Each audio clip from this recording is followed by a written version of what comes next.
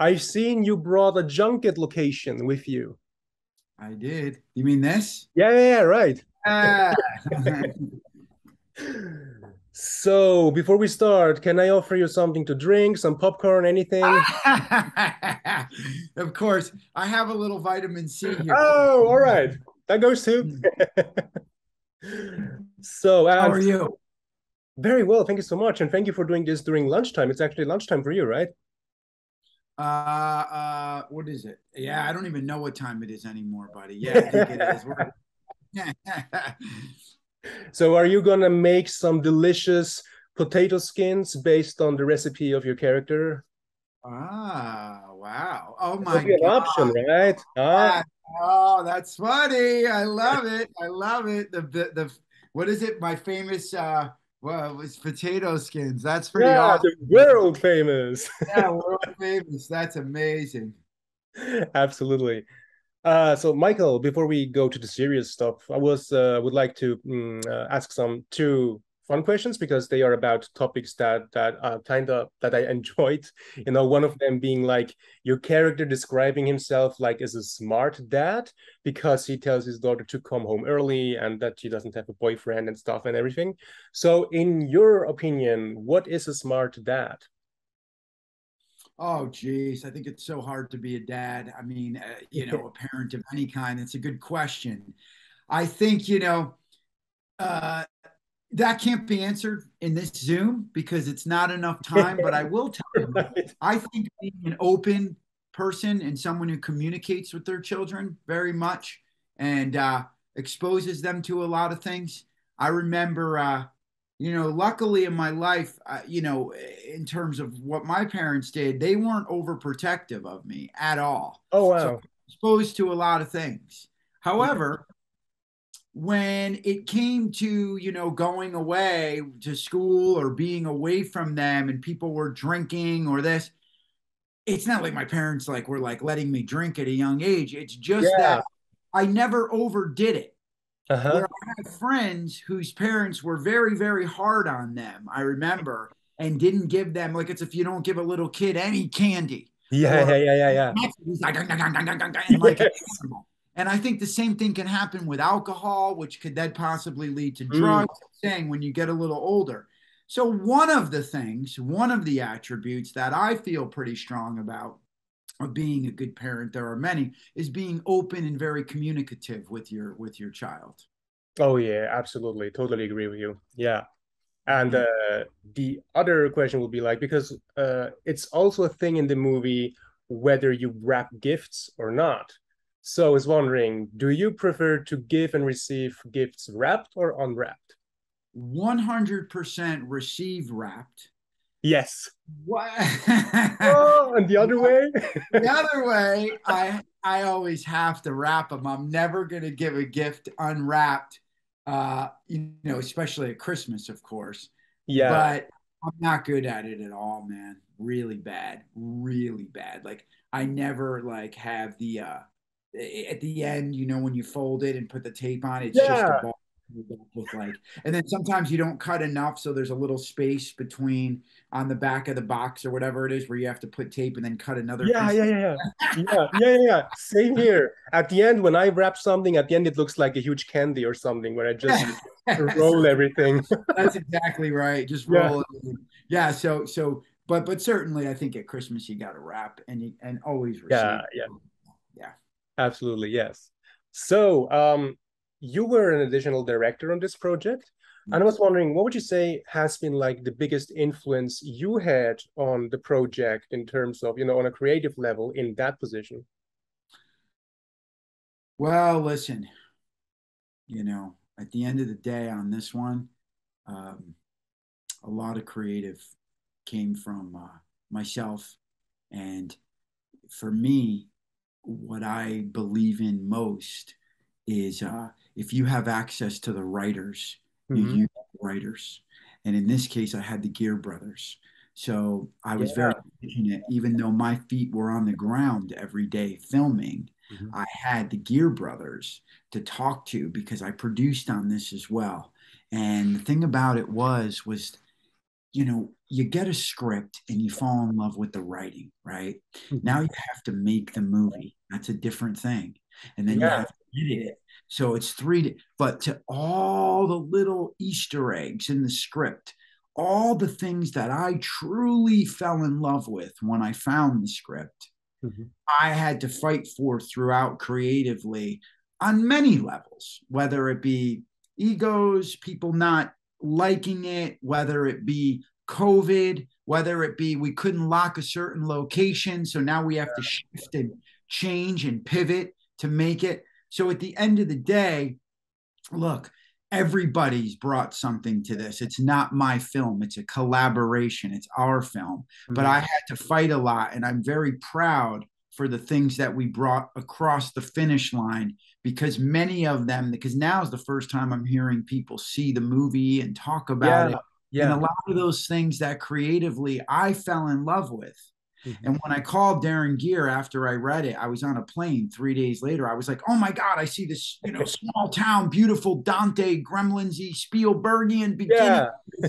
into this Sin City-esque graphic novel, into westerns that I love, the spaghetti string westerns, Death Wish, like Clint Eastwood, badass, then into this crazy Tarantino-ish third act with Mhm. Evil Dead, and then he was bringing Hostel meets Saw, and I was like, oh my, so we had this crazy thing. So from that day over 3 years ago till now, it's really been us fighting for a lot of things and sort of being the gatekeeper of the script, is what now, like Samuel Gonzalez, amazing stylized director who came in and did beautiful style. Bridget, amazing at story. Mhm. But as the producer and just sort of guiding it and stuff, I've been the creative, like I guess you call it the guardian of the script, the gatekeeper, of the story.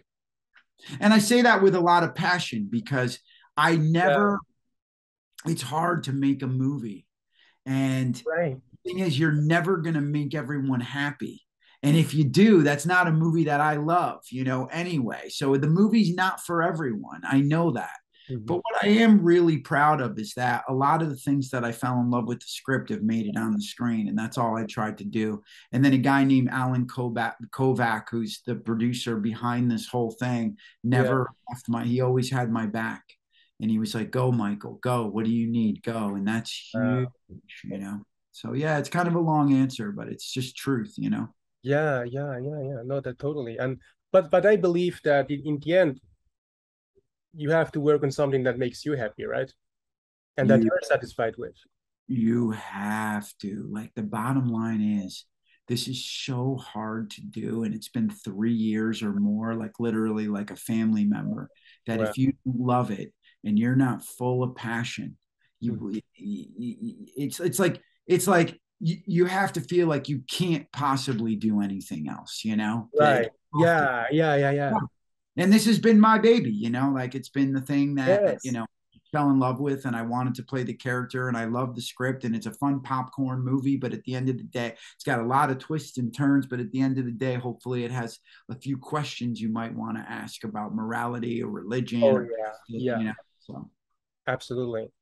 There's something very interesting that Jacoby said about playing a part in this movie, because he said that he never went to acting school and that it was like the environment that allowed him to get in character anyway.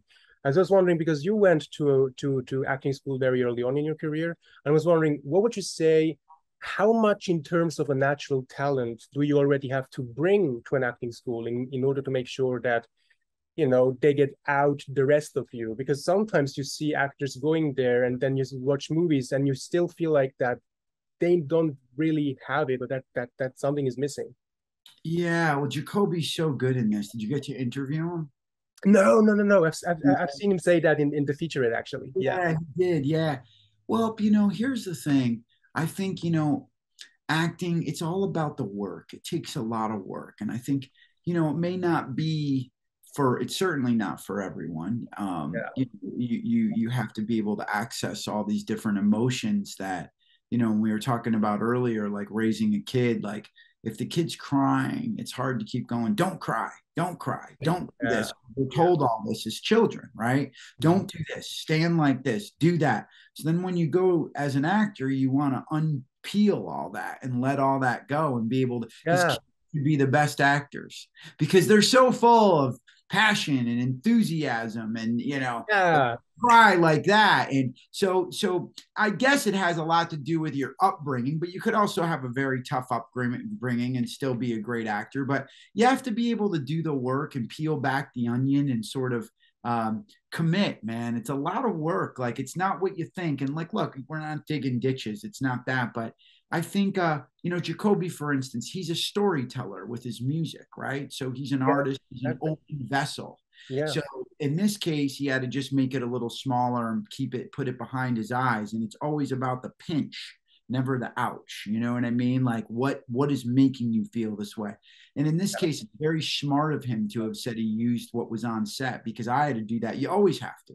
You might have a very dramatic, quiet scene, and then right before it, a crew member's yelling at another one, and all this is happening. But Yeah. in this case, my character's pretty beat down in this, and I was also producing, and there were a lot of situations where I was kind of exhausted, very much so. So 12-hour days of shooting, then back at the hotel, Wow. Yeah. putting out fires for the next day. So I was able to use that too. So yeah, there's a lot of different tricks, but I think you have to just really be willing to go there, really trust and jump off that cliff at the end of the day. And that might be an acting class to test yourself, to learn, to have the guts to do it. There's so many factors, a lot of luck.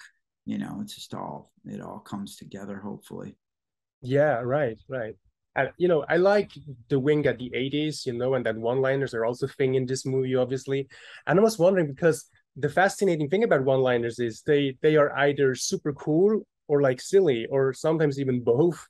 And so and when it comes down to scripts, it's always fascinating because sometimes you read the dialogues and they read super cool on paper, and then you have a table read or on set, and you realize that they sound not as good as you thought, or as good as they read on paper. So I was wondering, are there any like lines or one-liners that you felt like you guys needed to change or even remove because they didn't fit in the way you imagined?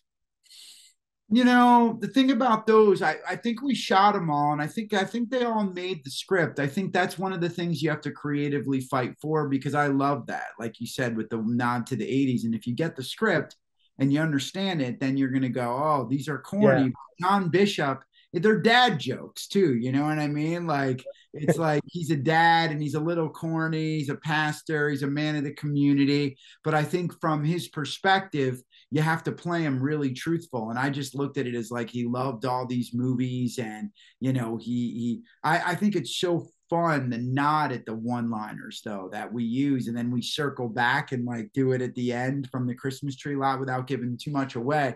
So Yeah. I don't think I think that's something that we fought pretty hard for, Darren and I, throughout. I don't think we lost any. I think we might have, like, we did a couple takes of some that were different than what they were in the script, but yet they were still one liners. A lot of them were the same, but that we might have, I think Darren and I, the one thing we had a good discussion about was changing one of them slightly. So I did a few takes of it with his and then with a Uh-huh. little twist on it. And I think we ended up going with the twist on it.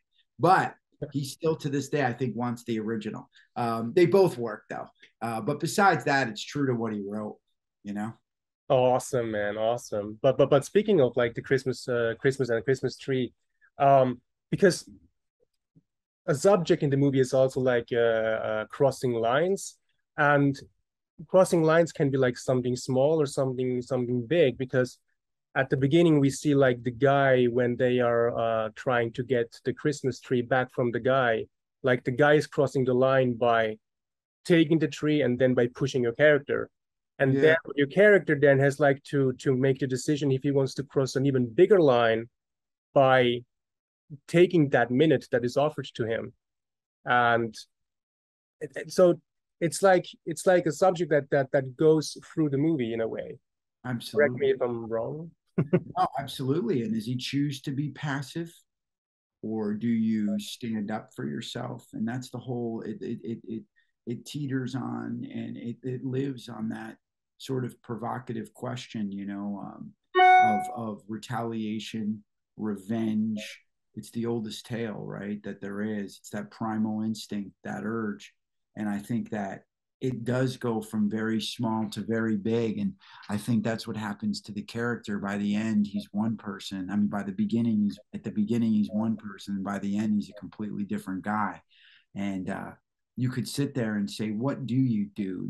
Do you choose to be passive? Do you stand up? And there's a lot of circumstances that play into that. But you're absolutely correct. That's the line that it rides on the whole film, that question of morality. Like, where do your morals stand in that circumstance, Absolutely, exactly. Michael, my last question to you will be like, because there's also a line of your character that goes like, uh, he went, he took a journey through hell in order to find his peace. And that's only because a lot of actors say that, like that, or filmmakers in general, that working in Hollywood can also feel like working in hell because, as you said earlier on, it's really hard to get movies made. So it's wondering if you remember like a specific journey where you felt like you had to go through this hell, development hell or whatever, that kind of brought you to a point where you kind of felt like your inner peace in a way on a symbolic level as an artist. Oh man, there've been so many, and I still don't know. I think that I have more inner peace now, but in those moments that I reflect on where I went through hell and then always managed to, whether, just navigate it enough and stay in for my passion for the arts and acting and storytelling, that hopefully, it's just a long journey. There's so many ups and downs. And when I thought that I had found inner peace before, then you hit another struggle, and then you build and find it again. And then like making this movie was hell a lot because although when I say that, the best experience of my life, and I learned so much through this. It's unbelievable in terms of being on the other side of the camera and accomplishing this goal. And I hope to grow on it from here and continue to do a lot more and hopefully better. But I haven't found inner peace from it yet, but it's nice talking about it now and reflecting upon this. I can't, you could write a book, what happened with COVID, like I said. But I'm sure I'll drop down again in the next circumstance and figure out how to claw my way out. And I think that's what lets us wear our badges at the end of the day. Like, it's like fighting in battle, right? You become all the way up to a captain, a colonel, or, I played a fireman on this show and I was the rookie firefighter, right? It was a television show called, and then you have captain firefighters, right? So it's these experiences that you have to learn and go through. And I think if you're not open to learning, because we all learn every day, then you won't grow. So for me, I'm always learning. I'm always making mistakes. It's just not making that same mistake twice and growing from it and hopefully doing a little better the next time you get the shot at it. Right. Seriously, Michael, thank you so much for talking to us, for your insightful responses, seriously. And I can tell you, I really enjoyed your movie. I'm not saying it because I'm talking to you. Really, I mean it. And, I love how you guys made us even care about people so quickly. I'm thinking of the old couple, for example, towards the end. Oh, yeah. It's like only a few scenes, a few minutes, but like it only took one dialogue to make you go like, okay, I don't want, something to happen to those people, Yeah, they're really sweet. Yeah. And like totally. Couple and they're still charming with one another and very and in love. Yeah, you're right. Well, listen, I wanted to thank you for your questions because I think they were really different than other interviews. Thank you so much. Yeah, man, it's been cool. Enjoyed talking to you, and thank you for watching the film. And I'm really happy to hear you enjoyed it. It sounds like you picked up on some cool stuff. Like you hit some really good points. So thank you. It has very meaningful stuff in there, and I really love that.